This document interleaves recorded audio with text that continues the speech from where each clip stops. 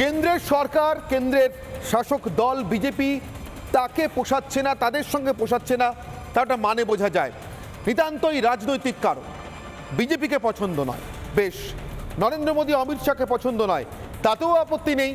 দেশে গণতন্ত্র রয়েছে, সংবিধান রয়েছে, গণতান্ত্রিক নির্বাচন ব্যবস্থা রয়েছে। আপনি অপছন্দ করে, বিরোধিতা করে, বিরোধী আসনে থেকে লোকসভার ক্ষেত্রে বা রাজ্যসভার ক্ষেত্রে বিধানসভাতে বিজেপিকে মোকাবিলা করে জিতে রাজ্যপাট চালাচ্ছেন মমতা বন্দ্যোপাধ্যায়। আর আপনি এই দেশের একটি অঙ্গরাজ্যের মুখ্যমন্ত্রী, আপনাকেও ভারতের সংবিধানের নামেই শপথ নিতে হয়। সেই সংবিধানের তৈরি করা একটি করে কেন্দ্রীয় সংস্থার বিরুদ্ধে আপনি যে নজিরবিহীনভাবে জিহাদ ঘোষণা করে চলেছেন, তা কি দেশের সংবিধানকে চ্যালেঞ্জ করছেন? তাকে দেশের গণতান্ত্রিক ব্যবস্থাকে, তার পরিকাঠামোকে, তার এত দিনকার ঐতিহ্যকে চ্যালেঞ্জ করছে না? এদেশের সংবিধান, গণতন্ত্র, সাংবিধানিক কাঠামো, এই সব কিছুর জন্য কি আপনি, আপনার দল বিপদ হয়ে দাঁড়াচ্ছেন না মমতা বন্দ্যোপাধ্যায়?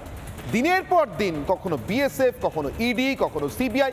ইডিকে আক্রমণ করলে তো আজকাল আপনার দলে ভদ্রলোকের মর্যাদা বা সুখ্যাতি পাওয়া যায়। আর সিবিআই তো ছেড়ে দিলাম, আপনি তো ওটাকে প্রায় বিজেপির পার্টি অফিসে পরিণত করে ছেড়েছেন আপনার ভাষণে, আপনার একের পর এক অসত্য অভিযোগে। হাইকোর্ট, সুপ্রিম কোর্টের নির্দেশে চলা তদন্তে সিবিআই, ইডি কারোর বাড়িতে গেলে আপনি বলেন বিজেপি পাঠিয়ে দিয়েছে। আপনি বলেন মমতা বন্দ্যোপাধ্যায়, আপনি দাবি করেন আপনি একজন আইনজীবী। আমি জানি আইনজীবীরা ভারতের সংবিধান পড়েই আইনজীবী হন এবং ভারতীয় সংবিধানের উপর আস্থা রেখেই তাদেরকে আইনজীবীর ডিগ্রিটা দেওয়া হয়। তারপরেও আপনি কোর্টের নির্দেশের বিষয়টিকে সম্পূর্ণ এড়িয়ে গিয়ে কিভাবে এমন অসত্য ভাষণ করতে পারেন সে একমাত্র আপনি জানেন। কিন্তু আপাতত আজকে আমার লক্ষ্য ইডি, সিবিআইও নয়, বিএসএফ প্রসঙ্গে আপনার বক্তব্য। দিনের পর দিন আপনি দেশের সীমান্তরক্ষী বাহিনীকে যা তা বলে চলেছেন, এমন ভাষায় কথা বলে চলেছেন যেটাকে অপমান বললেও কম বলা হয়। আপনি আপনার রাজনীতির পাঁকে অন্য কোনো রাজনৈতিক দলের নেতাকে, যেমন আপনি প্রধানমন্ত্রীকে কোমরে দড়ি পড়াতে চেয়েছিলেন সমস্ত মর্যাদা ভুলে, আপনার দলের এক বিধায়ক, মন্ত্রী, তিনি দেশের রাষ্ট্রপতিকে অপমান করতে ছাড়েননি, আপনি তাদেরকে পাঁকে নামিয়েছেন। আপনি এবার দেশের সেনা, আধা সেনাকেও পাঁকে নামাতে চাইছেন, সেই পাঁকে যেখানে দুর্নীতি, পাচার, একের পর এক পাচার, চুরি, চাকরি চুরি, আপনার দলের নেতারা আকণ্ঠ নিমজ্জিত। বিএসএফ, সিআরপিএফ, সেনা দেশের গর্ব, দেশের ঐতিহ্যবাহী প্রতিষ্ঠানগুলিকে এর মধ্যে জড়িয়ে নামিয়ে কলঙ্কিত করে আপনি কি আসলে এদেশের সংবিধানের এই মুহূর্তে সব থেকে বড় বিপদ নন? এ প্রসঙ্গে আমার আজকের বিতর্ক, তার আগে আজকের বিশেষ প্রতিবেদন।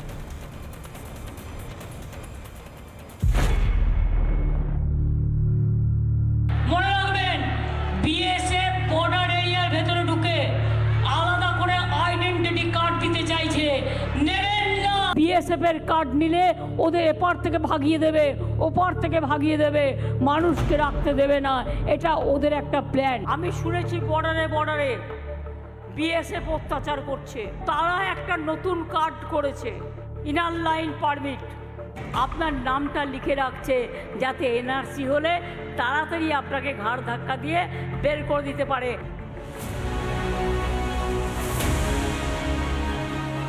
লক্ষ্য রাজনীতি, নিশানা কখনো কেন্দ্র সরকার, কখনো কেন্দ্রের শাসক দল।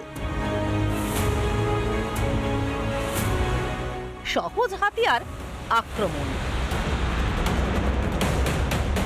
আর সেই আক্রমণের পথে হাঁটতে গিয়ে তৃণমূল সুপ্রিমো বেবাক ভুলে যাচ্ছেন দেশের গর্ব কারা, ভুলে যাচ্ছেন তাঁকে এবং তার মতো দেশের কোটি কোটি মানুষ, আর বাইরের শত্রুর মাঝে প্রাচীর হয়ে দাঁড়িয়ে থাকেন কারা।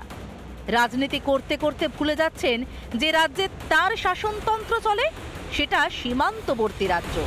আন্তর্জাতিক সীমান্ত রয়েছে 3টি দেশের সঙ্গে, নেপাল, ভুটান, বাংলাদেশের সঙ্গে। বিএসএফ এর সঙ্গে তার প্রশাসনের তো হাতে হাত মিলিয়ে সুরক্ষা নিশ্চিত করার কথা। সেখানে মুখ্যমন্ত্রী প্রকাশ্য সভা থেকে বিএসএফ এর বিরুদ্ধে মন্তব্য করছেন। একের পর এক সভা থেকে এতটাই তীব্র সে আক্রমণ যে শান্তি রক্ষায়, আইন শৃঙ্খলা রক্ষায় বিএসএফ বাধ্য হচ্ছে বিবৃতি দিতে। বিবৃতি দিয়ে বিএসএফ জানাচ্ছে যে তারা কোনো কার্ড ইস্যু করেনি। এনআরসির বিষয়ে বিএসএফ এর কোনো ভূমিকা নেই।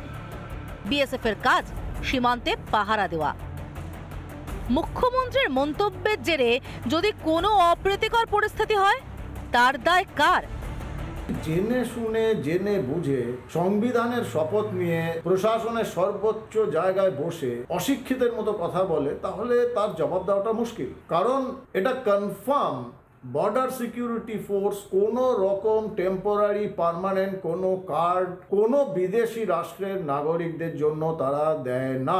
এইটা এরকম একটা স্টেটমেন্ট একটা রেসপন্সিবল পলিটিশিয়ান থেকে এসছে, এটা একটা অনেকগুলো বিভ্রান্তি সৃষ্টি করে দেবে। এটা ল অ্যান্ড অর্ডার নিয়ে একটা সিরিয়াস প্রবলেম ওখানে ক্রিয়েট হবে। দেশের সুরক্ষা বাজি রেখে এ কোন ধরনের রাজনীতি? কেন্দ্রীয় বাহিনীর বিরুদ্ধে উস্কানোর চেষ্টা করছে মাননীয় মুখ্যমন্ত্রী মমতা বন্দ্যোপাধ্যায়। বিএসএফ এর নামে যে কথা বলা হচ্ছে, বিএসএফ কোনো কার্ড দেয় না। মমতা বন্দ্যোপাধ্যায় মানুষকে বিভ্রান্ত করছে। কেন্দ্র সরকার বা কেন্দ্রের শাসক দলকে নিশানা করতে গিয়ে কখনো ইডি কখনো সিবিআইকে নিশানা করেছেন মমতা। জীবন তুচ্ছ করে দেশের মানুষকে সুরক্ষা ও সেবা দেওয়া সীমান্তরক্ষীদেরও রাজনীতির কাদায় টেনে নামাতে চাইছেন মমতা। ভোটের নেশায় মত্ত তৃণমূল কি দেশের সুরক্ষা ও সংবিধানের জন্য বিপদ? রিপাবলিক বাংলা। ইউপিএ একের সময় মনমোহন সিং বলেছিলেন, দেশের তৎকালীন প্রধানমন্ত্রী, মাওবাদীদের দেশের সব থেকে বড় অভ্যন্তরীণ বিপদ। ইউপিএ 2 গেছে, বিজেপির 5-10 বছরের শাসনকাল সম্পূর্ণ হতে চলল। সত্যি এখন বোধহয় দেশের মানুষ, একসময় জঙ্গলমহলে 300 লোককে খুন করা মাওবাদীদেরকে মাও ফাও কিছু নেই বলে মমতা বন্দ্যোপাধ্যায় যেটা বলেছিলেন, সেটা বোধহয় এখন গোটা দেশের মানুষ বলতে পারে। নরেন্দ্র মোদী এবং তার সরকারের কৃতিত্ব যে মাওয়ের সঙ্গে ফাওয়ের নাম জুড়ে দিয়ে এখন দেশবাসী কিছু নেই বলে বড়াই করতে পারেনি দেশে। কিন্তু দেশের অভ্যন্তরীণ বিপদগুলো কি চলে গেছে নাকি অন্য রূপে সামনে এসছে? তৃণমূল কি তেমনই একটা রূপ? আমার আজকের অগ্নিপাত। তৃণমূল কি দেশের সুরক্ষা ও সংবিধানের জন্য বিপদ? সব থেকে বড় অভ্যন্তরীণ বিপদ কিনা আমি জানি না, কিন্তু বিপদ কি, অন্তত বিপদ কি? আমার সঙ্গে যে অতিথিরা রয়েছেন তাদের সঙ্গে আপনাদের একে একে পরিচয় করাবো। আমার সঙ্গে রয়েছেন বিজেপির তরফ থেকে বিজেপি মুখপাত্র কেয়া ঘোষ, আমার সঙ্গে রয়েছেন অনিন্দ্য সিনহা রায়, রাজনৈতিক কর্মী এবং তৃণমূল সমর্থক, রয়েছেন মণিশঙ্কর বাবু, মণিশঙ্কর চট্টোপাধ্যায় আইনজীবী এবং মণিশঙ্কর বাবুও তৃণমূলকে সমর্থন করেন। আমি আজকের বিতর্ক শুরু করব কেয়ার কাছ থেকে। কেয়া, আমি এক ধরনের অভ্যন্তরীণ বিপদের কথা বলেছিলাম, এদেশের মানুষ যে বিপদ থেকে উদ্ধার পেয়েছেন, কিন্তু আরেক ধরনের অভ্যন্তরীণ বিপদ কি তৈরি হচ্ছে? তৃণমূল কংগ্রেস কি তেমন একটা অভ্যন্তরীণ বিপদ? এই মুহূর্তে পশ্চিমবঙ্গের অভ্যন্তরীণ বিপদের নাম তৃণমূল কংগ্রেস। এই মুহূর্তে পশ্চিমবঙ্গের অভ্যন্তরীণ বিপদের নাম তৃণমূল সরকার। তার কারণ এই সরকার এবং সরকারের সুপ্রিমো অত্যন্ত লজ্জাজনকভাবে যারা নিরাপত্তা রক্ষীরা যেই সংস্থায় থাকুক না কেন, সে বিএসএফ হতে পারেন, তারা সীমা সশস্ত্র বল হতে পারেন, বা যারা এই মুহূর্তে তদন্ত চালাচ্ছেন দুর্নীতির বিরুদ্ধে, তাদেরকে কোথাও না কোথাও উস্কে দেওয়ার কথা বলছেন। সেন্ট্রাল ফোর্সকে উস্কে দেওয়ার কথা আমার মনে আছে 2021-এ উত্তরবঙ্গে গিয়ে মমতা বন্দ্যোপাধ্যায় তখন তাঁর পায়ে দুঃখজনকভাবে চোট পেয়েছিলেন। সেই সময় তিনি বলেছিলেন হাতা খুন্তির কথা। কিছুদিন আগেও আবার বলেছেন হাতা খুন্তির কথা, কিন্তু ইনি ভুলে যাচ্ছেন যে এই হাতা খুন্তি যাদের যাই ঝাঁটা লাঠি যাই বলুন না কেন, সেগুলো যখন পাল্টা ওনার দুর্নীতিগ্রস্ত নেতা মন্ত্রী বা যারা গ্রামে গ্রামে চুরি করে বেড়াচ্ছে তাদের উপর পড়বে, তখন সামাল রাখতে পারবেন তো? আমি এক্ষুনি আপনার প্রতিবেদনে শুনছিলাম, আমি অবাক হয়ে গেছি। আমার খুব সামান্য জ্ঞান অনির্বাণ। এখানে উনি বললেন ইনার লাইন পারমিট। উনি ইনার লাইন পারমিট পশ্চিমবঙ্গে কোথায়? আমি খুঁজছি, আমি এদিকে খুঁজছি ওদিকে খুঁজছি, কোথায় inner line permit? Inner line permit দেওয়া হয় সেই সমস্ত গুটি কয়েক রাজ্যে, আমাদের নর্থ ইস্ট উত্তর পূর্ব ভারতের, বিশেষ করে অরুণাচলের কথাই মনে পড়ছে, নাগাল্যান্ড, মিজোরাম, এই সব রাজ্যে দেওয়া হয় ইনার লাইন পারমিট, তাও বিশেষ কিছু অঞ্চলে, সব অঞ্চলে নয়। আপনি যদি যান অরুণাচলে, সেখানে সব জায়গায় নেই, কিছু জায়গায় অবশ্যই সেখানে ইনার লাইন পারমিট দেওয়া হয়, কিন্তু এই পশ্চিমবঙ্গে আমরা যে কোনো জায়গায় নির্দ্বিধায় যেতে পারি। ধন্যবাদ জানাই কেন্দ্রীয় স্বরাষ্ট্র মন্ত্রককে, ধন্যবাদ জানাই প্রতিরক্ষা দপ্তরকে, ধন্যবাদ জানাই আমি আমাদের সশস্ত্র বাহিনীকে, আর্মি, নেভি, এয়ারফোর্সকে, যারা আমাদের দেশকে তিন দিক থেকে তিনভাবে তারা প্রতিরক্ষা দিচ্ছেন। আর আমাদের এখানে মমতা বন্দ্যোপাধ্যায় তিনি এতগুলো এই যারা নিরাপত্তা কর্মী তাদের মধ্যে, নিরাপত্তা রক্ষী তাদের মধ্যে দোষ খুঁজে পাচ্ছেন, অথচ 26 দিন হয়ে গেল তার পুলিশ যে এখানে একটা চোরকে খুঁজে পাচ্ছে না, শাহজাহান নামক, সেটা তিনি দেখতে পাচ্ছেন না। এখানকার পুলিশ দেখতে পায় না যে পাড়ায় পাড়ায়, ওয়ার্ডে ওয়ার্ডে দুর্নীতি। একজন নিজের বাড়ি সারাতে গেছেন এনআরআই, আপনার চ্যানেলে আমরা দেখলাম, তার বাড়িতে গিয়ে তৃণমূলের গুন্ডারা বলছে যে তোলা দিতে হবে, টাকা দিতে হবে। এই রাজ্যের একজন কাউন্সিলর, তার স্বামী আর মানে চ্যানেল আলো করে তিনি প্যানেলে বসেন, তার স্ত্রীর ওয়ার্ডে হচ্ছে এই ঘটনাগুলো, তারা সেগুলো চোখে দেখতে পাচ্ছে না। আর পুলিশ সেই সময় নীরব, নিষ্পৃহ, কিছু দেখতে পান না, কিছু শুনতে পান না। গান্ধীজি 3 বাঁদর ছিল, এখন আমরা দেখছি 3, এখানে কি বলবো, ভোঁদর বলবো। এই 3 ভোঁদর রয়েছে যারা কিছু চোখে দেখতে পায় না, কিছু বলতে পারে না, কানে শুনতে পায় না। আমি আমার সঙ্গে আরো দুজন আলোচনায় যোগ দিয়েছেন, আজকের বিতর্কে যোগ দিয়েছেন ঝন্টু বড়াইক অধ্যাপক এবং দীপাঞ্জন চক্রবর্তী প্রাক্তন এনএসজি কর্তা। আমি দুজনকেই স্বাগত জানাচ্ছি। আমি দীপাঞ্জন বাবু আপনার কাছে আসবো। কিছুক্ষণ আগে যে বিশেষ প্রতিবেদন চলছিল সেখানে আমি দেখলাম আপনি একটি কথা বলছেন, কেউ যদি অশিক্ষিতর মতো বলে। আমি শুরুতেই দীপাঞ্জন বাবু আপনার সঙ্গে অনেক বিষয়ে আমার অনেক সময় খটামটি লাগে, মতবিরোধ হয়, আমি শুরুতে আপনাকে আমার মতবিরোধের কথা জানিয়ে রাখলাম। আমার মনে হচ্ছে এর মধ্যে কোনো অশিক্ষা নেই দীপাঞ্জন বাবু। একজন প্রফেশনাল লয়ার মমতা বন্দ্যোপাধ্যায় বারবার বলেছেন দরকার পড়লে তিনি কোর্টে গিয়ে সওয়াল করবেন। তিনি জানেন না দেশের সংবিধানে কোন কোন রাজ্যে ইনার লাইন পারমিট আছে, তিনি জানেন না বিএসএফ কোনো কার্ড বিলি করে কি করে না। গতকাল বিএসএফ এর তরফ থেকে বিবৃতি দেওয়ার পর আজ আবার তিনি ওই একই অসত্য ভাষণ করেছেন। দীপাঞ্জন বাবু, এর পিছনে নির্দিষ্ট পরিকল্পনা আছে। অশিক্ষাবশত কেউ বললে আমি নিশ্চয়ই তার জন্য 40 মিনিট সময় এয়ার টাইম খরচা করতাম না। দীপাঞ্জন বাবু, একটি রাজ্যের মুখ্যমন্ত্রী যখন বলছেন তখন নির্দিষ্ট উদ্দেশ্য নিয়ে বলছেন। আমার প্রশ্ন একটা, এই দেশের সীমান্ত যারা পাহারা দেন তাদের বিরুদ্ধে কাউকে উস্কানোর কারণটা কি থাকতে পারে? কারা উস্কান? যারা আমার দেশের বিরুদ্ধে, তারাই তো।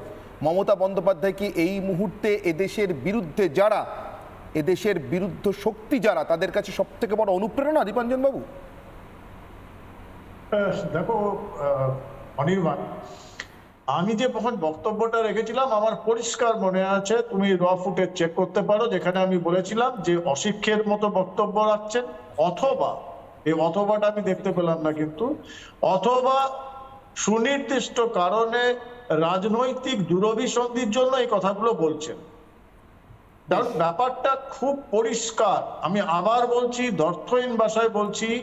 এই যেমন ইনার লাইন পারমিট নিয়ে যে কথা বলছিলেন কেয়া, এটা বহুলাংশে সঠিক। অরুণাচলে বা নাগাল্যান্ডে বা মিজোরামে বা কাশ্মীরের লাদাখ অঞ্চলে যে ইনার লাইন পারমিট, সেগুলো কিন্তু সংশ্লিষ্ট স্টেট গভর্নমেন্ট, স্টেট অ্যাডমিনিস্ট্রেশনের কন্ট্রোলে স্টেট পুলিশ, তারা ইনার লাইন পারমিট ইস্যু করে, কখনো কিন্তু বিএসএফ করে না। সো এটা যদি ইনার লাইন পারমিটের কথা বলে থাকেন, আবার একটা সেই ১,৫০০ কিলোর বাচ্চা বা রামমোহনের সতীদাহ বিল প্রথা মানে বিধানসভায় আনা বা রবীন্দ্রনাথের গান্ধীকে ফলের রস খাওয়ানোর মতো। এখন সমস্যা হচ্ছে, এটা আমি আগেও বলেছি, যে এটা খুব গুলিয়ে যাচ্ছে। এখন একটা রাজনৈতিক ব্যক্তিত্ব কোথাও গিয়ে কিছুই বলতে পারেন, কিন্তু প্রশাসনিক সভায় বসে যখন এই সমস্ত কথাগুলো বলেন, সেটা কিন্তু দেশের সংবিধানের উপর সরাসরি একটা আক্রমণ, দেশের রাষ্ট্রীয় সুরক্ষার উপর সরাসরি আক্রমণ। কালকে যদি কেউ ওনাকে দেশ বিরোধী আখ্যা দেয়, আমি চাইবো না যে উনি, পশ্চিমবঙ্গের তো মানুষ, আমিও, আমাদের একজন নির্বাচিত, সে যারাই ভোট দিয়ে থাকুন, নির্বাচনে জিতে এসছেন, সংবিধানের শপথ নেওয়া একজন মুখ্যমন্ত্রী, তাকে যদি কেউ রাষ্ট্রবিরোধী বলে, সেটা কিন্তু আমাদের মোটেও ভালো লাগবে না। আমি 3 দশক ধরে তো এই কাজ করেছি, আধা সামরিক বাহিনী, স্পেশাল এজেন্সি, ভারতবর্ষের বহু রাজ্যে থেকেছি, ঘুরেছি, দেখেছি। ভারতবর্ষের কোনো ভাষায় বা ন্যাশনাল চ্যানেলে আমাদের এই নিয়ে ডিবেট করতে হয় না, যে বিষয় নিয়ে আমরা ডিবেট করছি। কোনো মুখ্যমন্ত্রী, কোনো রাজনৈতিক দল এই কথা বলে না। কেন্দ্রের বা রাজ্যের শাসক দল নিয়ে বিভেদ থাকতেই পারে, সেটা রাজনীতির অঙ্গ, কিন্তু যেরকম ভাবে উনি এই জিনিসটাকে খেপিয়ে তুলছেন, এবং এটা তো মনে হচ্ছে উনি কোনো সেন্ট্রাল এজেন্সি, কোনো সেন্ট্রাল ফোর্সকে চান না। উনি কি একটা বৃহত্তর আর একটা নতুন রাষ্ট্রের কথা ভাবছেন, যেখানে উনি নিজে নিজে সমস্ত paramilitary forces, army, air force, navy বানাবেন? বেশ, এটা লজ্জার, এটা ঘৃণা। বেশ, আমি অনিন্দ্য সিনহার কাছে আসবো। অনিন্দ্য সিনহা রাজনৈতিক কর্মী এবং তৃণমূলকে সমর্থন করেন। অনিন্দ্যবাবু, আপনার দলের নেত্রীকে এই মুহূর্তে দেশের অভ্যন্তরীণ বিপদ, সংবিধানের জন্য, সুরক্ষার জন্য কেন বলছি? এতক্ষণ ধরে বলেছি, আপনি নিশ্চয়ই শুনেছি। আপনি নিশ্চয়ই এখানে বসে মহাভারত বা রামায়ণ পড়ছিলেন না। অ্যাকচুয়ালি ব্যাপারটা হচ্ছে মমতা বন্দ্যোপাধ্যায় খুব স্পষ্ট করে বলেছেন আমাদের এই রাজ্যে এনআরসি আমরা করতে দেব না। তার সঙ্গে বিএসএফ এর কি সম্পর্ক? আসছি তো, আমি বলিনি, কারণ এতক্ষণ কেয়াদি বলছিলেন, আপনি বিএসএফ এর কি সম্পর্ক? নিশ্চয়ই বলছি তো, এনআরসি করতে দেব না। এবং আমরা দেখেছি এনআরসির নামে আমরা মুখ্যমন্ত্রী মমতা বন্দ্যোপাধ্যায় মনে করছেন যে এনআরসি করার আগে কিছু সংখ্যক লোক, যারা কিছু লোককে বাংলাদেশি বলে বা অন্য রাজ্য থেকে বা অন্য দেশ থেকে এসছে বলে তাদের প্রতিপন্ন করতে চায়, উনি সেই জন্য উনি বলেছেন কেউ যদি আপনার বিএসএফ হোক আর যেই হোক, কেউ যদি আপনার কোনো কার্ড হাতে ধরিয়ে দেয়, কারণ ওরা নাও জানতে পারে কি কার্ড হাতে ধরাচ্ছে না ধরাচ্ছে, কার্ড হাতে ধরিয়ে দেয়, সেটাকে আপনারা অ্যাকসেপ্ট করবেন না। তো সেটা তো খারাপ কিছু বলেননি, বলেছেন যদি কার্ড হাতে ধরিয়ে দেয় বলছেন না, বলছেন বিএসএফ কার্ড ধরাচ্ছে। হ্যাঁ, কার্ড ধরাচ্ছে বিএসএফ। কালকে বিবৃতি দিয়েছেন বাবু, তারপর আজকে আবার এই অসংখ্য ভাষণের কারণ না, উনার কাছে উনি আমার মুখ্যমন্ত্রী, আমি মিথ্যা শব্দ ব্যবহার করতে পারছি না, এটা অসংসদীয় জেনে। আমি বলছি এই অসত্য ভাষণের কারণ কি, কেন লোক খেপাচ্ছেন? বলছি কারণ অনেক জিনিস মমতা বন্দ্যোপাধ্যায় কি জানেন না এবার সিআরপিএফ আসছে, বিএসএফ নয়। আমি আপনাকে এবার নির্বাচনে সিআরপিএফ আসবে কোঅর্ডিনেটিং ফোর্স, আমরা তো বিএসএফ নয়। ঠিক আছে, আমি তো বলছি এখনো খবর পাইনি। না, আমি আপনাকে কথাটা শেষ করতে দিন। এখন ব্যাপারটা হচ্ছে মমতা বন্দ্যোপাধ্যায় হয়তো উনি শুনেছেন বা ওনার কাছে কোনো ইনফরমেশন আছে যে এইরকম কিছু লোক তাদের কার্ড ধরানোর চেষ্টা করছে। আচ্ছা, মমতা বন্দ্যোপাধ্যায় কাকে বিশ্বাস করেন? দেশের মুখ্যমন্ত্রী, দেশের একটি অঙ্গরাজ্যের মুখ্যমন্ত্রী হিসেবে কাকে বিশ্বাস করেন? ওনার শোনা কথায় না বিএসএফ এর দেওয়া বিবৃতি? বাংলা তথা ভারতের বিএসএফ এর দেওয়া বিবৃতিতে বিশ্বাস করেন না? বিএসএফ এর দেওয়া বিবৃতিতে বিশ্বাস করেন কিনা? না, আমি আপনাকে বলছি তো, আর একটা রাজ্যের মুখ্যমন্ত্রী, অঙ্গরাজ্যের মুখ্যমন্ত্রী, দেশের তো, দেশের সংবিধানের নামে শপথ দেন তো, দেশের ফোর্সকে বিশ্বাস করেন না? নিশ্চয়ই করেন। বিএসএফ কে বিশ্বাস করেন না? কালকে বিএসএফ বিবৃতি দিয়ে চলেন দেব, উনি বারবার না, উনি বলছেন কি কিছু কিছু বিবৃতির পর আবার বলছি কিছু বিএসএফ এর একজন বিএসএফ করেন না, এটা আপনি মনে করেন, আপনি প্রমাণ করতে পারবেন? আমি মনে করি না, আপনি মনে করেন? আমিও তো মনে করি না, আমিও তো অনেক কিছু জানতে চাই, জানতে পারি না। পুলের মধ্যে কি করে যে আরডিএক্স নিয়ে ঢুকলো এটা আমি জানতে পারি না। বলা যাবে না, বলা যাবে না, বলা যাবে না, বলা যাবে না, এত বড় পড়ে যায়, বলা যাবে না, বলা যাবে না। যখন রাজ্যপালকে বলে তুমি করে কিছু জানো না, কথা বলো না, আমিও তো সেটা জানতে পারলাম না। খাগড়াগড়ের ব্লাস্টার জানতে পারলাম না, বক্তব্য থেকে শুনেছিলাম টিভি সার্কিট হয়েছে, টিভি শর্ট সার্কিট হয়েছে, বিএসএফ তো জানিয়ে দিয়েছে, তারা বিশ্বাস করতে পারছে না। আমি তো এটাও জানতে পারলাম না পার্থ চ্যাটার্জি এত অল্প টাকা কি করে বিএসএফ তো জানিয়ে দিয়েছে, উনিও জানতে পারলাম না, সেটাও বুঝতে পারলাম না। জ্যোতিপ্রিয়া মল্লিক 20,000 কোটি টাকা কি করে জানতে তো পারি না। এখন ব্যাপারটা অনেক জিনিস মানে অনেক জিনিস জানা যায়, সেটা আমার অনেক সংবাদ মাধ্যমে আসে না। আমি সজল বাবুর কাছে যাব। সজল বাবু, আমার মনে হয়েছে প্রথম থেকে আমি বলেছি এটা ইচ্ছাকৃত, দেশের সীমান্তরক্ষী বাহিনীর বিরুদ্ধে লোক খেপানোর চেষ্টা। আমি খুব স্পষ্ট আমার অভিযোগের জায়গা থেকে, এবং তৃণমূল কংগ্রেস এই মুহূর্তে দেশের সংবিধান এবং সুরক্ষার জন্য বিপদ। না, তৃণমূল কংগ্রেস হচ্ছে বিপদ, আর সেই বিপদের আপদের নাম হচ্ছে মমতা ব্যানার্জি, মানে রাজ্যের আপদের নাম মমতা ব্যানার্জি। আমি আপনাকে বলি, শুনুন, আপনি ঠিকই বলেছেন যে লোক খেপানো হচ্ছে। এই বর্ডার এরিয়াটা বেশিরভাগটাই সংখ্যালঘু অধ্যুষিত অঞ্চল। উনি চাইছেন এইভাবে মানুষকে খেপিয়ে দিয়ে আর একটা শীতলকুচি ঘটিয়ে দাও, তারপরে হিজাব পরে তিনি মিছিল নিয়ে মরদেহ নিয়ে বেরিয়ে পড়বেন রাস্তায়, যে সংখ্যালঘু বিপন্ন। পশ্চিমবঙ্গে গত 10 বছরে যত সংখ্যালঘু মারা গেছে, আমি দায়িত্ব নিয়ে বলতে পারি সারা ভারতবর্ষে ইনক্লুডিং কাশ্মীর এত সংখ্যালঘু মৃত্যু ঘটেনি, অপমৃত্যু ঘটেনি। আমি বলছি যে এনআরসির নামে মুখ্যমন্ত্রী মনে করেছেন, উনি আর মনে করাতে আমাদের কি যায় আসে? আমাদের কি যায় আসে? কারণ রাষ্ট্রের স্বরাষ্ট্রমন্ত্রী বারবার বলেছেন যে এটার মাধ্যমে কাউকে এক্সক্লুড করার কথা না, ইনক্লুডের কথা আছে। বলছে কার্ড দেওয়া হচ্ছে। আরে কার্ড দেওয়া হচ্ছে মানে রাজ্যে তো আমি জানি রেশন কার্ড, আধার কার্ড, ভোটার কার্ড ছাড়া আরেকটা কার্ড চলে। বর্ডারেই চলে, সেটা হচ্ছে ভাইপো কার্ড, যেটা দেখলে পুলিশ গরু ছেড়ে দেবে, যেটা দেখলে পাথর ছেড়ে দেবে বীরভূমে, কয়লা ছেড়ে দেবে আসানসোলে। আরে আরে দাঁড়াও না ভাই, আরে বলতে দাও না ভাই, বলতে দাও, শেষ অব্দি আসছি। ওই জন্যই তো 5 কিলোমিটারকে 50 কিলোমিটার করা, ওই জন্যই তো করা হয়েছে যাতে করতে না পারে। আজকে সেই কার্ডটা বন্ধ, সেই জন্য বেচারি হাহাকার করছে। বলছেন উনি শুনেছেন। আচ্ছা, এখানে যারা বসে তাদেরকে আমি কি বলবো? তাদেরকে ছোট করতে আমার খারাপ লাগে, কারণ তাহলে আমি ছোট হয়ে যাবো এইসব লোকদের ছোট করলে।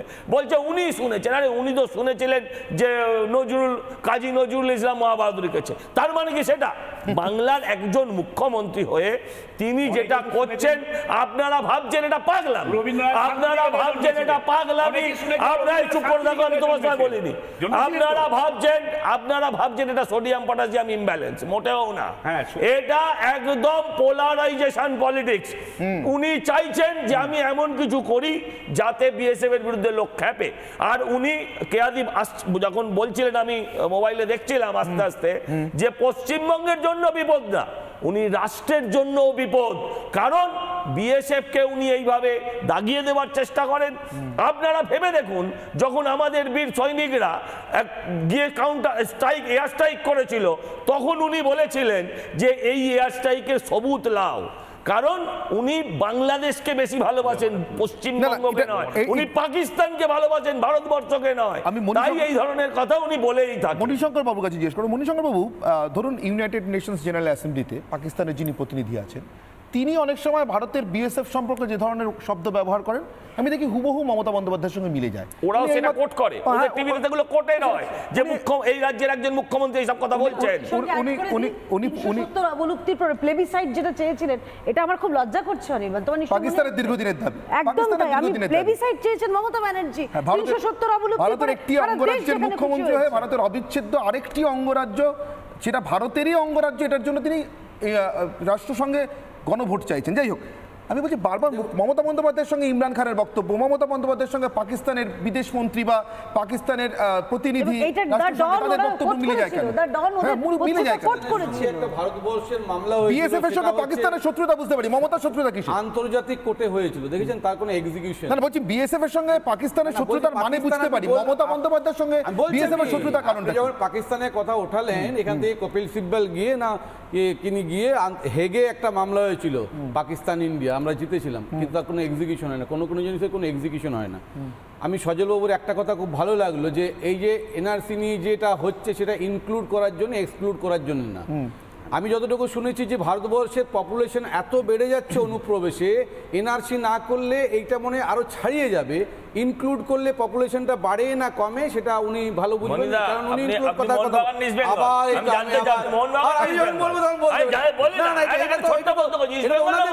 নিচ্ছেন। আপনি ইস্ট বেঙ্গল না মোহনবাগান? ওপারে যখন ঠাকুর ভাঙা হয় ব্যথা করে না, ওপারে যখন হিন্দুদের ভোট চলে না ব্যথা করে না, ওপারে যখন হিন্দু ভাই বোনেদের সম্মান নিয়ে খেলা হয় তাদের গা জ্বলে না। এখন বলছেন পপুলেশন, রোহিঙ্গারা যখন, আমি বলুন না, রোহিঙ্গারা যখন শাহজাহানের ঘরে ঢুকে বসে তখন আপনার জ্বালা করে। আমি বলছি ছোটে গুলাম আলীকে এখানে নিয়ে এসে গজল গাওয়ানোর জন্য, ছোটে গুলাম আলীকে এখানে এসে গজল গাওয়ানোর জন্য আপনাদের এত উৎসাহ থাকে, তসলিমা নাসরিনকে ফেরানোর কথা বলেন না তো? আরে আমারটা শেষ করতে দিন, তারপরে তো বলবেন। আমার কথা হচ্ছে সিপিএম তো অনেক খারাপ কাজ করে, ওটা একটা ওটা শুধরে দিন না। আপনারা উনার শুনছেন কত আনন্দ পাচ্ছেন, বিএসএফ কে টার্গেট করছে কেন? ছেড়ে দিন, বলছি বিএসএফ কে টার্গেট করছে। হ্যাঁ, বিএসএফ যারা রাষ্ট্রবাদী লোক তারা আনন্দ পাবে, আর দেশদ্রোহীরা ওদের জন্য শান্তিতে ঘুমোতে যায়। আদনান স্বামীকে এখানকার ভারতীয় করা হয় কেন? আদনান স্বামীকে করা হয় কেন? তসলিমা নাসরিনকে করা হয় না? নামের পেছনে স্বামী আছে, তাই নামের পেছনে স্বামী আছে, তাই করা হয়। আদনান স্বামীকে এখানে সেটা বলতে পারবেন না। না নিশ্চিত বলতে হবে। আচ্ছা বলছি অনিন্দ বলুন, শেষ করতে দেবো। অনিন্দ কাছে ছোট্ট প্রশ্ন, অনিন্দ কাছে ছোট্ট প্রশ্ন। আচ্ছা বলে বলবেন, অনিন্দ ছোট্ট প্রশ্ন। আদনান স্বামী আমার শিল্পী, শুনুন না, আরে শুনুন না, বলছি সালমান রুশদিকে দিলেন না, সালমান রুশদিকে দিলেন না, আদনান স্বামীকে দেওয়া হলো, তসলিমা নাসরিনকে দেওয়া হলো না, এটা বলতে পারবেন? সালমান রুশদিকে দিলেন না, আজও নিষিদ্ধ করে রেখেছেন কেন? কাদের জন্য? কাদের জন্য? তাসলিমা নাসরিনকে কেন দেওয়া হলো না? তাসলিমা নাসরিনকে দেওয়া হয়নি, দেশ থেকে তাড়িয়ে দেওয়া হয়েছে। দেশ থেকে আদনান সামি কি ওখানে থ্রেট ছিল? তাড়িয়ে দেওয়া হয়েছে, বরং তাড়িয়ে দেওয়া হয়েছে। তাসলিমা নাসরিন আছেন কোথায়? আছেন কোথায়?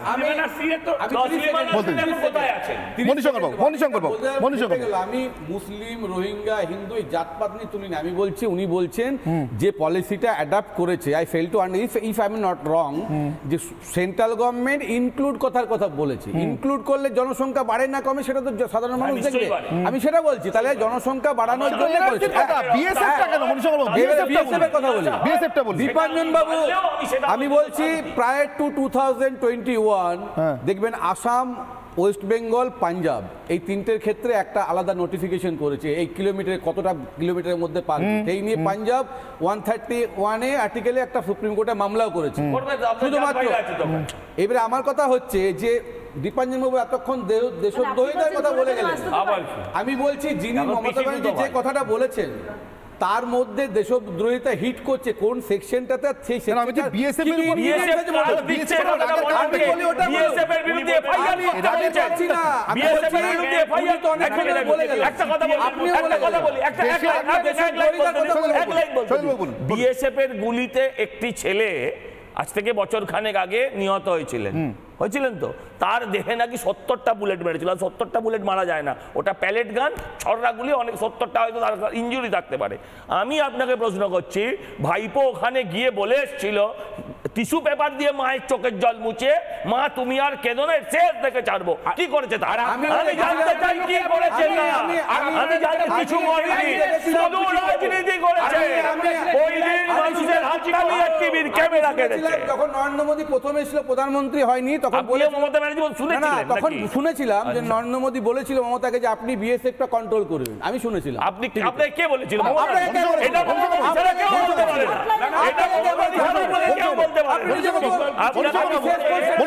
বলছি বিএসএফ এর কালকের বিবৃতিটা, দেশের একটি অঙ্গরাজ্যের মুখ্যমন্ত্রী হিসেবে মমতা বন্দ্যোপাধ্যায় তো বিএসএফ এর বিবৃতি হাতে হাতে পান নিশ্চয়ই, নাকি রাজ্যের ডিআইজি ডিজিরা বিএসএফ এর বিবৃতি দেওয়া বন্ধ করে দিয়েছে পুলিশ মন্ত্রীকে?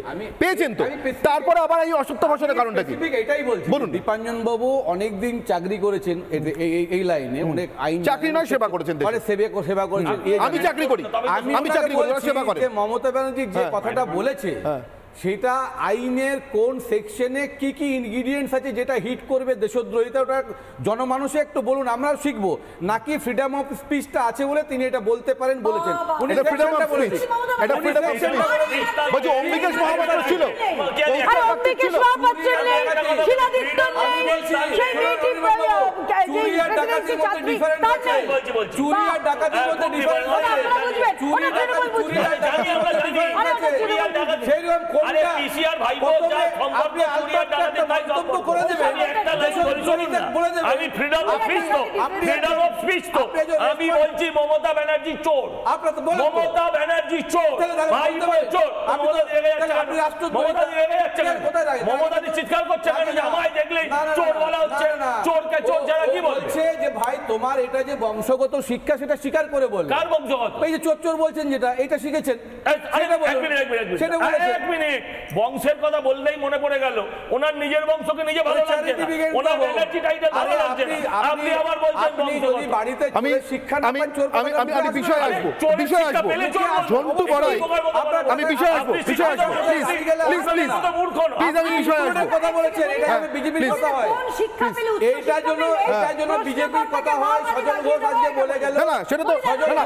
মণিশঙ্কর বাবু, মণিশঙ্কর বাবু, সজলদার অত উচ্চ শিক্ষা নেই, না না নেই তো, না ইস্ট জর্জিয়া থেকে আপনি পাস করেন না, সজলদা প্লিজ চেষ্টা করবেন না। আমি বলছি কোন উচ্চ শিক্ষা শিক্ষিত হলে মানুষ প্রশ্ন করলে তাকে মাওবাদী দাগিয়ে দেওয়া হয় সেটা বলুন। না, ওটা তো দিব্য দৃষ্টি, শুধুমাত্র তৃণমূলের অধিকার। বলছি ওটা কি ফ্রিডম অফ স্পিচ ছিল? এক মিনিট, না বলছি শিলাদিত্য তানিয়া ভরদ্বাজ, বলছি শিলাদিত্য তানিয়া ভরদ্বাজ। আর বিজেপি বলে কি মমতা শুনুন না আরে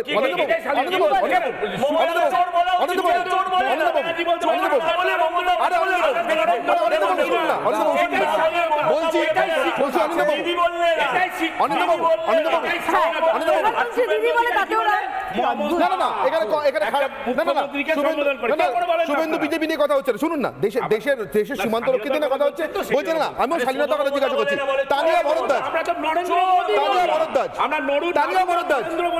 শিলাদিত্য, কৃষক শিলাদিত্য, তানিয়া ভরদ্বাজ, মনে পড়বে না, নাম মনে পড়বে না। আমি ঝন্টু বড়াইকের কাছে যাব, আমার সঙ্গে রয়েছেন অধ্যাপক ঝন্টু বড়াই। ঝন্টুবাবু, আপনি উত্তরবঙ্গ থেকে আসেন, আপনি উত্তরবঙ্গের মানুষ, আমি সেই কারণে জিজ্ঞাসা করলাম। ঝন্টুবাবু, বিএসএফ অন্যান্য যে কোনো অর্গানাইজেশনের মতো হতেই পারে, বিএসএফ এর গরু পাচারের মামলা যে আজকে এত দূর এগিয়েছে সে তো বিএসএফ এর একজনকে গ্রেফতার করার পরই, কোনো সন্দেহ নেই। সীমান্ত যারা পাহারা দেন তাদের মধ্যে থেকে কোনো একজন অন্তত যদি কম্প্রোমাইজ না করে থাকেন তাহলে গরুটা পাচার হতে পারে না। কিন্তু সেটাকেই সামনে এনে আসলে ওরা কি ভুলিয়ে দিতে চান? আসানসোল থেকে, বীরভূম থেকে গরুগুলো কি উড়ে উড়ে যায় সীমান্তের ওপারে? যায় না নিশ্চয়ই। আমি বলছি প্রথম থেকে যে কোনো পাচারের ক্ষেত্রে বিএসএফ এর দিকে আঙুল তুলতে শুরু করা, এবং এখন কার্যত বিএসএফ এর বিরুদ্ধে মানুষ খেপানোর কাজ করা একজন মুখ্যমন্ত্রী হিসেবে, একটি রাজ্যের স্বরাষ্ট্র এবং পুলিশ মন্ত্রী হিসেবে, এটা মমতা বন্দ্যোপাধ্যায় সংবিধানের জন্য বিপদ হিসেবে পরিণত হচ্ছেন কিনা? আমি প্রথমেই বলি, দেখো, পশ্চিমবঙ্গ ভারতবর্ষের এমন একটি state, not only one state, but একটা এমন স্টেট যার বর্ডার পার্শ্ববর্তী দেশগুলোর সাথে, যার বর্ডার হচ্ছে 11টি জেলাকে ছুঁয়ে যায়, এবং এই 11টি জেলায় 37% লোক কিন্তু বিএসএফ এর ক্যাডারের মধ্যে আসে। এটা আমার তথ্য না, ইন্টারন্যাশনাল রিলেশনশিপে তুমি দেখবে। ইভেন ভারতবর্ষের জাতীয় বিএসএফ এর যে আইনটা অ্যামেন্ডমেন্ট হলো 2011 সালে ইউপিএ গভর্নমেন্টের সময়, এই সরকারের সময় নয়, সেখানে স্পষ্ট তাদের নির্দেশিকার 4 নম্বর কলামে বলা হচ্ছে অনলি ওয়েস্ট বেঙ্গলের এই 11টি জেলার উন্মুক্ত বর্ডার, মানে পাঞ্জাবের সমস্ত বর্ডারটা কিন্তু সিল করে দিতে পেরেছে ওরা, ওদের সদিচ্ছা ছিল, ওদের হিডেন কোনো ইয়ে ছিল না, এজেন্ডা, মানে নোংরা এজেন্ডা ছিল না, এরা করেনি, বিগত সরকার করেনি, এই সরকারও করেনি। ফলে জাতীয় অ্যামেন্ডমেন্টে পরিষ্কার বলা আছে এই যে ইনসিকিউর হয়ে যাওয়া, জমি না দেওয়ার জন্য বিএসএফ এর তার দিতে পারছে না, এইটা ফেডারেল স্ট্রাকচারে একে বলা হয় পোরাস বর্ডার। এই পোরাস বর্ডারটা, তুমি বলছিলে গরু পাচার, আমি একদম বড় অর্থে চলে যাচ্ছি, গরু ছেড়ে দাও। আমাদের পার্শ্ববর্তী একটি দেশ বাংলাদেশ, যে শুধু একটা ছোট দেশ নয়, আমাদের আন্তর্জাতিক রিলেশনশিপে এই দেশটাকে বলা হয় জিওপলিটিক্যালি ভাইটাল ওয়ান। এই কারণে যে এই বর্ডারটা কিন্তু আমাদের শুধু আইন নয়, আমাদের ভারতবর্ষের আর্থসামাজিক প্রেক্ষাপটে একটা ক্রুশিয়াল পয়েন্ট। যেমন ধরে নাও, তুমি গরু পাচারের কথা বলছো, আমি বলি তোমাকে, কেশরীনাথ ত্রিপাঠী এ রাজ্যের মাননীয় রাজ্যপাল ছিলেন একটা সময়, তিনি বাংলাদেশের প্রধানমন্ত্রী, রাষ্ট্রপতি যখন দিল্লিতে এসছে, তিনি অফিসিয়াল স্টেটমেন্ট দিচ্ছেন প্রধানমন্ত্রী বাংলাদেশের, এবং তিনি মেনে নিচ্ছেন যে ভারতবর্ষে পশ্চিমবঙ্গের জেলাগুলোতে অস্বাভাবিক রেটে জনবিন্যাস বাড়ছে, যেটা স্বাভাবিক বার্থ রেটে বাড়তে পারে না। তখন বাংলাদেশের প্রধানমন্ত্রী বলছে, আমি কি করব, আমি ওখানে জঙ্গি দমন করছি, আপনার দেশের একটি ছোট্ট রাজ্য পশ্চিমবঙ্গ এই জঙ্গিদেরকে অবাধ শেল্টার হাউস করে দিচ্ছে। অত্যন্ত গুরুত্বপূর্ণ পয়েন্ট। আমি 1 মিনিট ঝন্টু বাবু আপনাকে থামাচ্ছি, আমি দীপাঞ্জন বাবুর কাছে যাবো।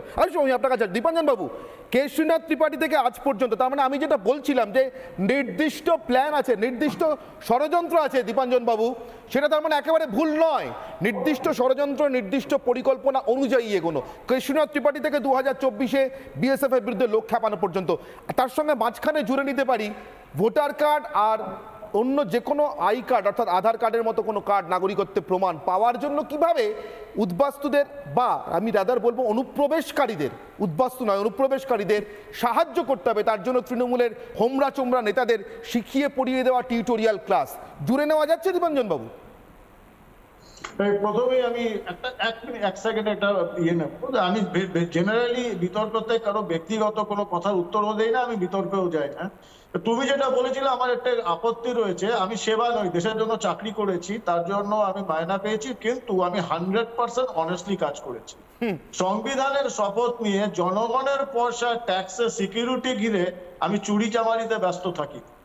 এবার কামিং ব্যাক টু পয়েন্ট, এই ঝন্টু বাবুর কথাটা সূত্র ধরেই আমি বলি, এটা খুব দুর্দান্ত কথা বলেছেন ঝন্টু বাবু। দেখো, বর্ডার এরিয়া প্রোটেকশনের জন্য দুটো চ্যালেঞ্জ দেখা যায়, একটা হচ্ছে টোপোগ্রাফিক্যাল চ্যালেঞ্জ আর একটা হচ্ছে ডেমোগ্রাফিক্যাল চ্যালেঞ্জ। টোপোগ্রাফিক্যাল চ্যালেঞ্জটা কিন্তু আমাদের এই ইস্টার্ন সেক্টরে বাংলাদেশ ভারত বর্ডার যেটা, এটাতে আছে। এখানে জলা জমি আছে, নদী আছে, সমুদ্র আছে, জঙ্গল আছে, এগুলো আছে, সেটা টোপোগ্রাফিক্যাল চ্যালেঞ্জ। সেটা কিন্তু কম্পারেটিভলি রাজস্থান বা পাঞ্জাবে নেই, কিছুটা রয়েছে ডেফিনেটলি কাশ্মীর। যেটা বাংলায় যে জিনিসটা রয়েছে সেটা হচ্ছে ডেমোগ্রাফিক্যাল চ্যালেঞ্জ। এই যেভাবে অনুপ্রবেশ ঘটছে, এটা সবাই জানে, সেটা অনলাইনে হবে না তো অফলাইনে স্বীকার করতে বাধ্য হবেন। ক্যামেরার সামনে অনেকের অনেক রকম দায়বদ্ধতা থাকে। দক্ষিণ 24 পরগনা, উত্তর 24 পরগনা, নদিয়া, মালদা, মুর্শিদাবাদ, দিনাজপুর, এই পুরো যে ডিস্ট্রিক্ট গুলো, এটা ডেমোগ্রাফি কমপ্লিটলি চেঞ্জ হয়ে গেছে গত 10 বছর। এই যে চ্যালেঞ্জটা, ডেমোগ্রাফি চ্যালেঞ্জটা, এটাকে টিকিয়ে রাখতে হবে। কারণ ওই যে ডেমোগ্রাফিক্যাল চ্যালেঞ্জ, এই যে 6টা-7টা জেলা, এই জেলাগুলোতে যেভাবে অনুপ্রবেশ ঘটেছে এবং তার জন্য এই পলিটিক্যাল ব্যালেন্সটা ইমব্যালেন্স হয়ে যাচ্ছে, যেটা কেশরীনাথ বাবু বলেছিলেন, এটা সব থেকে বড় চ্যালেঞ্জ হয়ে যাচ্ছে। এবং সেটাকে প্রোটেক্ট করার জন্যই বিএসএফ এর বিরুদ্ধে লোক খাপানো হচ্ছে। এবং এটা তো ঘটনা, এটাতে কোনো অস্বীকার করার জায়গা নেই। অনেকে বলছিলেন ওই তানিয়া ভরদ্বাজ, অম্বিকাশ মহাপাত্র, শিলাদিত্য, তারা কি বলেছে বা কার্টুন একটা রিফরওয়ার্ড করে জেলে চলে গেছে। পড়াশোনা করব, পড়াশোনা করতে দেবাঞ্জন বাবু আপনি কন্টিনিউ করুন। দেবাঞ্জন বাবু আপনি কন্টিনিউ করুন। দেবাঞ্জন বাবু আপনি কন্টিনিউ করুন। না না, মাঝখানে প্লিজ কন্টিনিউ করুন, যেগুলো আমি কথা বলি। আপনি প্লিজ কন্টিনিউ করুন। দেবাঞ্জন বাবু আপনি কন্টিনিউ করুন। হ্যাঁ, তো সব ব্যাপারটা হচ্ছে, এখন দেখো এখানে তো রাষ্ট্রদ্রোহের পথে যাচ্ছে, এতে কোনো সন্দেহ নেই। এবং এগুলো যে একটা আতঙ্ক থেকে হচ্ছে সেটা বোঝা যাচ্ছে। কারণ যাদের ঢুকিয়েছে, পৌঁছতে চাইছি দেবাঞ্জন বাবু, এক মিনিট আমি আবার ঝন্টু বাবুর কাছে ফিরবো। আমি সেই আতঙ্কের জায়গাটাতে পৌঁছতে চাইছি। ঝন্টু বাবু, সজল বাবু এক মিনিট আমি আপনাদেরকে একবার স্মরণ করে দিই, নিশ্চিতভাবে আপনাদের মনে আছে। আমি সেই আতঙ্কের জায়গাটায় ফিরছি। 2005 একা মমতা বন্দ্যোপাধ্যায় তৃণমূল সাংসদ, এই রাজ্য থেকে আর একজন তৃণমূল সাংসদও জেতেননি। 2004-এ সব নিয়ে গেছে হয় সিপিএম মানে বামফ্রন্ট অথবা কংগ্রেস। একা মমতা বন্দ্যোপাধ্যায় স্পিকারের টেবিলে দস্তাবেজ ছুঁড়ে দিয়ে, আজও সেই ছবিটা সকলে দেখতে পান, চাইলেই দেখতে পাবেন, ছুঁড়ে দিয়ে প্রতিবাদ করছেন কিসের? বাংলায় অনুপ্রবেশের।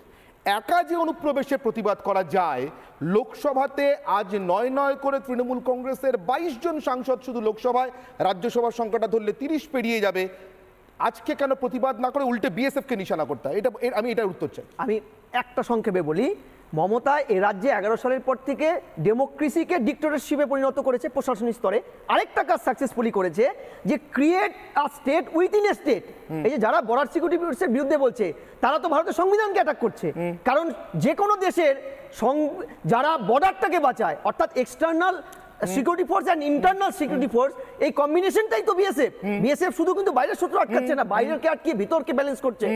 যে দেশের একজন অভিজ্ঞ পলিটিশিয়ান থেকে শুরু করে সাধারণ মানুষ এই এন্টিটিকে চ্যালেঞ্জ করে, তিনি কিন্তু স্টেটের মধ্যে একটা স্টেট তৈরি করে। এবার তোমাকে বলি, রাজ্যে স্টেটের মধ্যে এই যে আমাদের শাসক তৃণমূলের শাসন ব্যবস্থায়, তৃণমূলের মমতা ব্যানার্জি একজন দায়িত্বশীল সরকারের প্রতিনিধি, ভারতবর্ষের একজন উজ্জ্বল পলিটিশিয়ান, তিনি এই যে আত্মঘাতী সিদ্ধান্তটা আজকে নিচ্ছেন বিএসএফকে আক্রমণ করে, এটা কিন্তু শুধু এই তত্ত্বটা আমদানি করে উনি শুধু ভারতবর্ষের সিকিউরিটিকে অ্যাটাক করছে না, বাংলার ক্ষেত্রে সর্বনাশ ডেকে আনছে ভবিষ্যতের জন্য।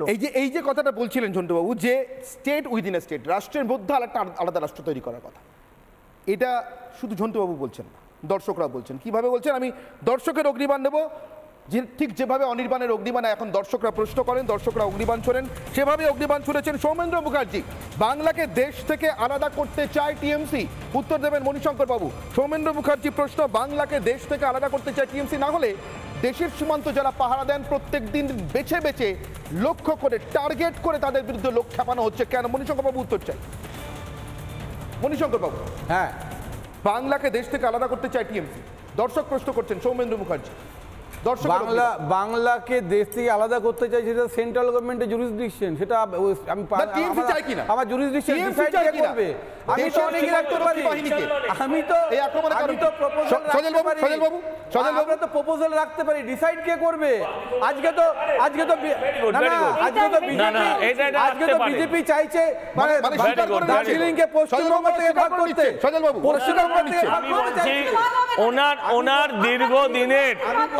দীর্ঘদিনের স্বপ্ন ছিল প্রধানমন্ত্রী হবেন, INDI এ জোট গড়েছিলেন সেই লক্ষ্যে। এখন জোটের কি অবস্থা আমি বলছি না, কিন্তু প্রধানমন্ত্রী ওনার হওয়া হলো না। আর প্রধানমন্ত্রী হতে গেলে এখন ওনার কাছে একটাই রাস্তা খোলা আছে। না, ওটা একটাই রাস্তা, কুণাল বলেছিল, চোর কুণাল বলেছিল একটাই রাস্তা খোলা আছে, একটাই মাত্র রাস্তা খোলা আছে, দেশটাকে সেপারেট করে দাও। এমনি পশ্চিমবঙ্গ এখন পশ্চিম বাংলাদেশ, সেই কারণে কি জম্মু কাশ্মীরে গণভোট চাইছিলেন? জম্মু কাশ্মীর একসময় প্রধানমন্ত্রী ছিল আলাদা, মমতা বন্দ্যোপাধ্যায় পশ্চিমবঙ্গের প্রধানমন্ত্রী হতে চান, পশ্চিমবঙ্গের প্রধানমন্ত্রী হতে চান। আমি দর্শকের কাছে প্রশ্ন রেখেছিলাম, আমার আজকে প্রশ্ন ছিল দর্শকদের কাছে, মমতা কি এখন দেশের শত্রুদের অনুপ্রেরণা? মমতা কি এখন দেশের শত্রুদের অনুপ্রেরণা? দর্শকরা কি উত্তর দিয়েছেন আমি দেখে নেব। ইউটিউবে দর্শকদের মধ্যে 94% বলেছেন হ্যাঁ মমতা এখন দেশের শত্রুদের অনুপ্রেরণা, 94% দর্শক বলছেন হ্যাঁ, 6% বলছেন না। 11,000 মানুষ এখানে ভোট দিয়েছেন ইতিমধ্যেই। এক্স স্যান্ডেলে দর্শকদের পরিসংখ্যানের দিকে নজর রাখবো। এক্স স্যান্ডেলে 100% দর্শক মনে করছেন মমতা এখন দেশের শত্রুদের অনুপ্রেরণা। আর ঠিক এর সঙ্গে তাল মিলিয়ে আরেক দর্শক সোমনাথ ভট্টাচার্য আরেকটি মোক্ষম অগ্নিবাণ ছুড়েছেন। একটু আগেই যাদের ব্যথায় কাতর লাগছিল অনিন্দ্যবাবু আপনার জন্য তাই প্রশ্ন রাখছি। দর্শক সোমনাথ ভট্টাচার্যের ছোড়া অগ্নিবাণ, আজকের প্রশ্ন, শেষ প্রশ্ন অনিন্দ্যবাবু আপনার জন্য। মমতা ব্যস্ত রোহিঙ্গাদের ভোটার কার্ড, স্টেটমেন্ট মানছেন কি মানছেন না? আপনাদের রোহিঙ্গাদের জন্য চোখের জল দেখে মনে হচ্ছে, শাহজাহানকে ভদ্রলোক বলা থেকে মনে হচ্ছে। অনিন্দ্যবাবু প্রথম জানতে ইচ্ছে হচ্ছে, রোহিঙ্গারা কি এখানে ঢুকেছে, আমাদের ভারতবর্ষে ঢুকেছে? যদি ঢুকে থাকে তাহলে আমি স্টেটমেন্ট জানতে চাই আমাদের হোম মিনিস্টারের, উনি বলুন যে হ্যাঁ রোহিঙ্গারা ঢুকে পড়েছে।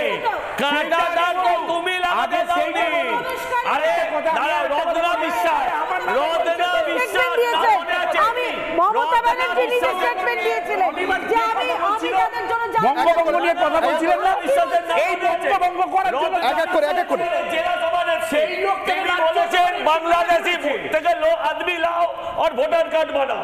আমার সময় একেবারে শেষ, আমাকে শেষ করতে হবে। কিন্তু সাধারণ দর্শকদের মধ্যে থেকে যে প্রশ্ন আসছে তারপরে কিন্তু এটা আমরা মানতে বাধ্য যে পশ্চিমবঙ্গের মানুষও মনে করছেন বিএসএফ এর বিরুদ্ধে লাগাতার মমতা বন্দ্যোপাধ্যায়ের এই একের পর এক অসত্য ভাষণ, জেনে বুঝে অসত্য ভাষণ এবং কার্যত লোকখ্যাপানো, এটা কোনো বিচ্ছিন্ন কথাবার্তা নয়।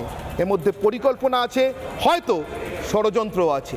অন্য কারোর অনুপ্রেরণায় নাকি মমতা বন্দ্যোপাধ্যায়ই এখন এদেশের শত্রুদের, যারা এদেশের সীমান্ত পেরোতে চায়, অন্যায়ভাবে অন্যায্যভাবে অনুপ্রবেশ করতে চায় বা করাতে চায়, তাদের অনুপ্রেরণা? অনির্বাণের অগ্নিবাণের বিতর্ক এখানেই শেষ করছি। সঙ্গে থাকুন রিপাবলিক বাংলায়।